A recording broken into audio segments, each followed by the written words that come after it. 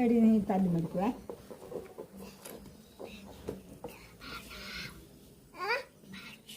ആട്ടി മേടിക്കും മൂച്ചിക്കൂ. അടി കൊള്ളുവേ.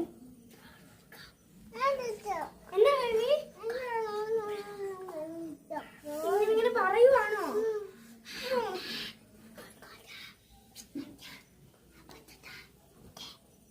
സാരമില്ല, അപ്പ വരട്ടെ, നമുക്ക് പറഞ്ഞു കൊടുക്കാവേ.